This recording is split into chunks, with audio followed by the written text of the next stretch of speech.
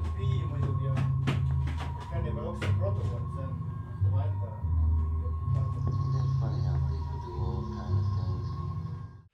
Tere, mina olen Raul Saaremets. Vibratsioon on tulnud külla Valner Valmele, teada-tuntud Eesti kriitik. Iganädalaselt kohtume me temaga muusikanõukogus. Valner on ka üks nendest Eesti kriitikutest, kellele on lubanud muusikud peksa anda. Ei ole, mind tahetakse Siimuga sassi. Jah, aga peksa taheti anda Siim Nestorile siiski Valneri minu jutu eest. Jah. Ja Valner on olnud ka muuhulgas Postimehe kultuurilisa peatoimetaja ja hetkel töötad sa ERR-i kultuuriportaalis. Tervist. Tere. Siiamaani oleme käinud meeste juures, kes koguvad vinüüle. Ja sina oled meil nüüd esimene CD-kollektsiooni omanik. Jah. Et see on selles mõttes on huvitav, et üks muidugi ei välista teist, aga tihti on selline tunne, et nagu CD on selline formaat, mida eriti nagu sellised tõsised kollektsionäärid millegi pärast väga ei armasta, eks neil on, kõigil neid on, aga kindlasti ei väärtusta. Aga sina vastupidi just nimelt armastad CD-sid, räägi, miks see nii on? 95 aastal ma läksin täielikult kassettidelt üle CD-dele, enne ma ostsin originaalkassette ja veel enne seda vinüüle. Nendest on mul väga vähe järel. Aga mul hakkas see meeldima ja nüüd ma nagu ei näe põhjust ega võimalust minna vinüülide peale üle, sellepärast et see on moes. Ja mul ei ole mitte midagi vinüülide vastu, mul teises toas mõned on, aga põhimõtteliselt CD on jah minu formaat. CD on varsti tegelikult selline formaat, mis ka ju ära kaob, eks, et ta muutub samamoodi rariteetseks. Ta läheb varsti moodsaks järelikult. Muidugi, kindel see. Ma arvan, et kuulimad vennad ja õed muidugi ainult neid CD-re praegu koguvadki.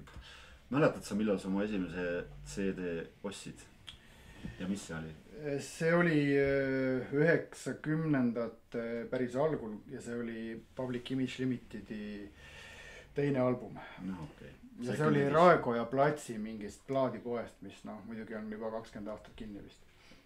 Ja see plaat on sul alles, ma loodan. On küll jah, second edition. Aga mis ajas sa teadlikult koguma hakkasid? 90ndate keskel või algul.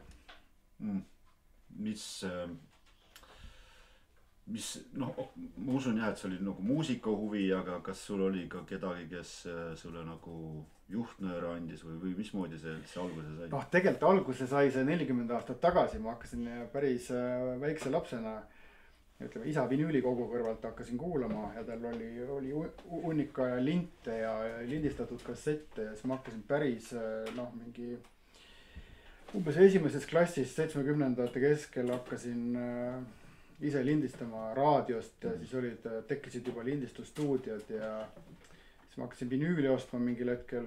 Need olid muidugi meloodia mingid. Mida su isa kuulas?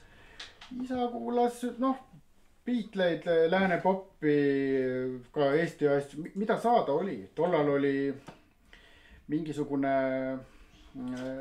selline populaarne plaadiärikas nagu isa kutsus teda Kapitelovi poiss, aga öeldi ka Kaptjolkin ja ühesõnaga Pedaro ja paljud on temaga kokku puutunud tuttavatest ja sõpradest, et ei teagi, mis tast nüüd on saanud. Ta käis plaadikotiga, käis meil kodus, siis jättis plaadid mitmeks päevaks meile, siis isa kuulas neid, siis mina väikse poisina üritasin öelda, et kuule, võta see. Isal oli natuke teine maitse tihti, aga põhimõtteliselt, et sealt see pisik pihta hakkas nagu. Kus sa ostad plaate? Amazonist peamiselt. See kõige evilim plaadipood, mis maailmas olemas on, kes on tapnud kõik need väiksed arvsad poekesed, kus töötavad orjad. Ma oled kindlasti seda dokumentaalfilmi näinud, mis seal enne jõule toimub. Keegi uuriv ajakirjanik smugeldas ennast sinna tööle ja see oli ikka hirmu äratav, seal peab olema minutilise täpsusega iga riiuli juures ja kui sa ei ole, siis sa kindlasti tead seda. Ei tea. Okay.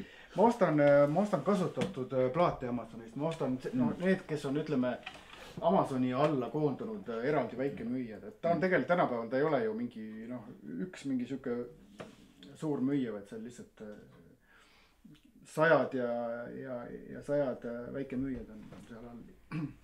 mida sa kogud? no kõige. Kõigepealt räägime stiilidest, ma eeldan, et sa ei ole ühe stiili mees, me käisime Marko Atso juures, siis temal oli konkreetselt metal ja siis külaliste jaoks olid mõned 70-ndate diskoplaadid, noh kui me talle jõudsime ta juurde koju, siis ta kuulas Amanda Leary, eks. no okei. Et see on jah raske küsimus, aga noh, mingi ühisnimetaja on võib-olla ikkagi elektroonika. See vaimustus on mul jah 30 aastat. Ja noh, siiamaani on ikkagi õnneks on ka elektroonika albumid on noh, need, mis mina otsin, on 95% CD-dena saadaval. Ja mis ei ole, eks ma neid siis kuulen arvutist. Kes need artistid on, keda sa kogud? No need on sadu, ma ei saa nii päris öelda. Selles mõttes, et noh, mina kogun Cabaret Voltaire ja mul on ja kogun Fooli näiteks ja ma ei saa üldse olla niimoodi, noh, rahutus on sees, kui ma tean, et kusagil on jälle ilmunud müügile näiteks samas Discogsis, eks ju, mõni 12-tolline või mingi singel, mida mul ei ole, siis mul peab see olemas, sest ma olen kollektsionäär, ma olen fanaatik. Et noh, sa saad öelda, et sul on sadade artistide kõik albumid olemas. Ja ma peamiselt kogun albumite kaupa, nii on lihtsam, sest noh, mitmed lemmikud on mulle andnud välja ikkagi alla 10 albumi. Ja, aga noh, on ka tegelikult artiste, kus ma hangin ka EP-sid. Aphex Twin näiteks, noh tal ka muidugi kõik, mitte kõiki, sest tal on ja noh, The Orb on võib-olla üks no Forte või Fortet, nagu rohkem öeldakse, siis Air, Outtaker, kuigi mulle kõik ta plaadid üldsegi ei meeldi, mul on ikkagi vaja, mõnikord kiristan hambaid, et kurat jälle uus Outtaker on väljas ja tihti ta kuuldub ka nagu hambaste krigistamine, aga ma pean ostma, sest noh, mõnda asja ma kogun jah. Palju sul plaate on? 7000 umbes. Tõesti, jah, ma saan aru, et siin on ju mitu rida, eks ju. Üleval on mitu rida, pooled on teises toas. Ja kuidas sa sinna taha ligi saad? Tead sa üldse, mis sul seal on? Mõnikord ma otsin midagi, siis ma tõstan need eesmised ära ja siis sealt tagant tuhnin, jah. Sul on ülevaade olemas, mis sul siin on? No ma ikka mõnda asja otsin, mõnikord tund aega. Ja, aga kas sa leiad sealt asju, mida sa vaatad peale ja mõtled, mis paganava plaat see nüüd on? Seda vahel juhtub jah, ja ma olen ostnud ka mõni, noh, seda on juhtunud harva, aga paar asja topelt jah. Valler, mis loogikaga sul plaadid riiulis käivad? Siin on kuulamisriiulid, aga ma tõstan neid iga päev ümber ja mul on tihti siin veel virnad, mis ei mahu siia ära ja ühesõnaga noh, ma mässan siin pidevalt. Vaatajad võib-olla te ei tea, aga Valner on kuulus selle poolest, et muusikanõukogus läks inimestele väga korda, kui ta rääkis, et sa rääkisid, ma ei tea, miks ma räägin kolmandas isikus nagu itaallasega või nagu itaallane, et Valler kuulab 15 plaati päevas, siis ma eeldasin, et sul see kuulamisriiul on ka täpselt nagu spetsiaalne selline 15 plaadi riiul, aga hea küll.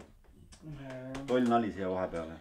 Ei no las ta olla. Aga see on see kuulamisriiul, siin on sul nii-öelda, see on see tuumik, mis hetkel on aktuaalne, seda kuulad. See on noh, ütleme võib-olla sel päeval või sel nädalal ma tõesti iga päev otsin midagi, tõstan ümber ja noh, jälle mingi asi olen üle kuulanud, siis ta läheb kuhugi kõrgustesse ära ja noh, maitse muutub ka võib-olla iga kuu midagi ja noh, ei saa öelda, et siin on olulised ja seal on ebaolulised. Võib-olla ebaolulisemad on teises toas. Mis on plaat, mida sa kõige rohkem kuulanud oled? See on võib-olla lemmikplaat läbi elu. Airy Moon Safari. Kui ta 98 ilmus, siis ma imestasin, kuidas on nii ilusad mussi võimalik teha üldse. Ja kusjuures siiamaani. Aga noh, Rööksropi esimene, noh seega ma kuulan vist sükest nii-öelda kaunist või mõne jaoks isegi võib-olla ilutsamise muusikat, aga minu jaoks need on noh, plaadid, mis mul on nagu. Peksad seda vana punkarit endast välja selle ilusa muusikaga? See on ime jah, et kui ma veel pidudel mängisin, siis ma mängisin ikkagi sükest, mis paugutas, aga kodus ma kuulan ikkagi rahulikku ilusat sullist ja noh, põhimõtteliselt see läheb ju üldise õhkkonnaga võib-olla rohkem kokku ka, kui mul on lapsed on samas ruumis, et ega ma noh, ja ma ütlen tõesti, mul on hästi sulnis ja leebe maitse. nii et sul seda momenti ei ole, et naine tuleb koju, ütleb, et pagan, palun, kas saaks midagi muud kuulata? Naine ei luba Outakrit ja FX Twin'i kuulata. No, seda ma arvan. No, kuidas sa leiad siit üle, ma ei saa aru, ma saan aru. Sul ei ole ju isegi artisti kaupa reas plaadid. Ma näen Kate Bushi seal, ma näen Kate Bushi seal. Siin on Moody Man.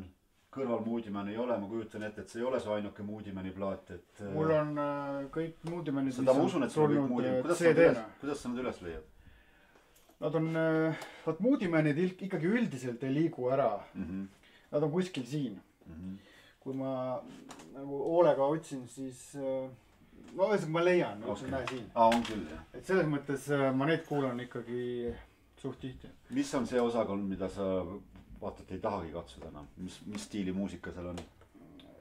Teises toas on mõningaid selliseid tavarocki või raskema rocki plaate, mis ma ei ole nagu raatsinud päris ära anda, aga noh. Huvitaval kombel, et ma ei näe väga ka Eesti plaate siin. No kuule. Okei, Eesti. Tahtsin just röövelööbikut näidata, no, tõesti.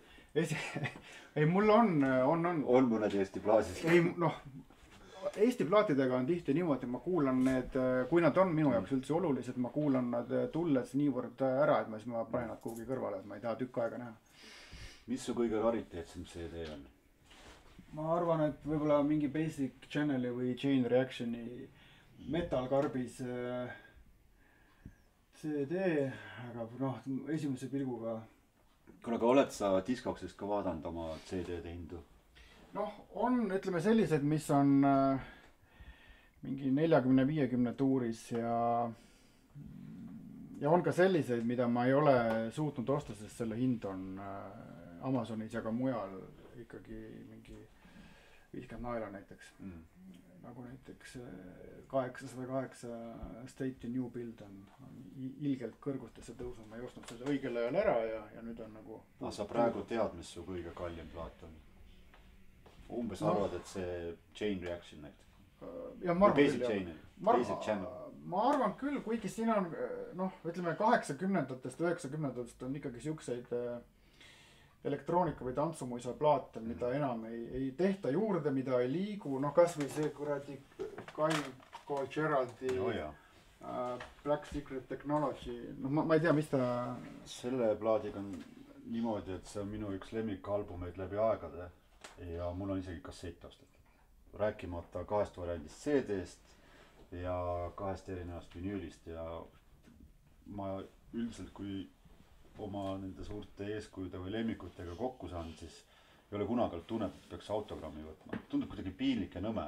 Mul sama. Sest osa inimesed ainult sellega tegelevadki. Aga võt temalt sai võetud küll. Ma ei tea miks, aga see on üks väga eriline plaat tõesti. Kyle Cole Gerald. Räägi, sa ütlesid, et 808 State'i tahtsid osta on liiga kallis. Mis on veel mõni selline, mida sa... Ma arvan, et need 90-ndat... mida ma igatsen? Omale kogusse ja sul ei ole? Just äsja ma ostsin Masters at Work'i albumi, mida ma olin ka tükk aega igatsenud, mis oli ka mingi 100-des vist oli selle hind.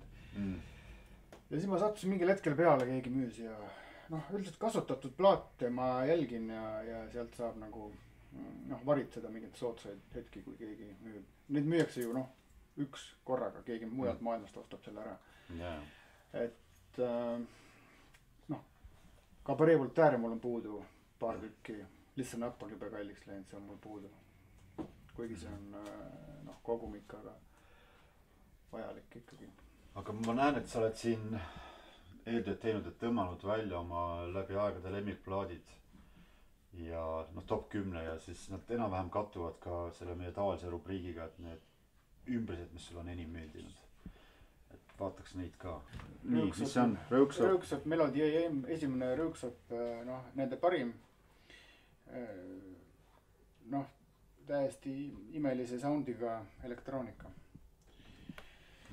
Siis Moody Manilt on mul lemmik see Forever Nevermore, see on minu arust on ühest küljest kõige crazy'm, teisest küljest kõige rohkem tervikteos ja kolmandaks noh, ta ei ole selles mõttes lugude või noh, selline tantsulugude album. Ta on siuke üleni hull, aga hea asi. Boards of Canada on mul kindlasti, kui ma siiamaani, kui ma loen muusikaarvustusi mingi uue elektroonika artisti kohta ja kui teda võrreldakse Boards of Canadaga, siis ma kohe pean selle kuskilt kõigepealt võib-olla striimin või midagi, aga et selles mõttes mõnikord ka siis ostan, aga enamasti nad muidugi ei ületa esimest Boards of Canada kaugeltki.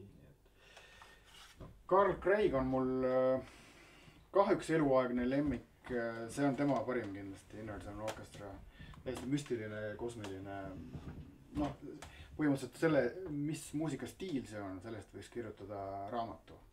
Kunagi võib-olla teen seda ka, kui mida tööl käima. Siis pagan, põhiliselt ikka elektroonika kõik. Jaa, Outtaker, teine Outtaker, siin on tal erinevalt esimesest ütleme albumist ja paarist EP-st, siin on see hellikeel tal läinud nagu pöörasemaks, ta ei tee enam elektrot, aga samas nad ei ole hakanud ka veel liigselt eksperimenteerima, sest mõnikord on need plaadid natuke ka kuulatamatud, need uuemad. Sellega ma ei ole eriti originaalne, DJ Shadow on paljude üle maailma, aga selline plaat, mis on ka siiamaani igasugustes nendes toppides. Esimene DJ Shadow. Olen täiesti lummatud Foteki, mis ei ole tegelikult päris album, aga siin osad on remixid ja siin on, see on selline... pigem nagu koostööd. Koostööd jah, et see on minu jaoks on ta Foteki parim album. Just nimelt. See on fantastplaat, jah. See on tõesti hea plaat. Siis millegipärast Orbilt mulle meeldib selline kogumik, kus on ka väga paljud siis ütleme siis tantsusinglite kujud või remixid või mis ei ole nagu päris need albumi trackid. Nii et rocki sa põhimõtteliselt ei kuula? Üldiselt ma kuulan ju siiamaani Siouxsie and the Banshist ja Public Image Limited on rock minu jaoks aga ma eriti ei kuula jah. Ma olen kursis ikkagi mingil määral, aga nii-öelda indie rock ei ole teema. Smiths on muidugi. Ma ei saa öelda, et ma midagi ei kuule, siis mul tuleb kohe ikkagi näiteid, mida ma kuulan sealt. 1, 2, 3, 4, 5, 6, 7, 8, 2 asja saame veel mahuvad sisse. Ma võtaks midagi Kraftwerkilt, aga ma ei oska valida albumit, sest mul meeldib nendelt võrdselt umbes 5 albumit. Aga Ronnie Size, New Forms, vapustavad soundid ja tegelikult ma võib-olla valiks midagi ka Jaapani elektroonilisest popist, mis ei ole see võib ka olla praegu päris kallis plaat, neid nagu ka ei liigu läänemaailmas eriti palju enam. Tegelikult New York and Soul on ikkagi ka selline asi, mis igasugustest Masters at Work'i projektidest mul meeldib see kõige rohkem. Selles on mingid tegelikult see on dream pop sellisel kujul nagu ta on. Nii. Ühesõnaga see on siis Moon Safari, mis aastal 98, kui ta tuli, siis ma ta kohe ostsin. Ja sealt peale ei ole ära tüüdanud. See on üks selle plaadi tuntumaid lugusid, aga mitte põhihitt. Kelly Watch the Stars.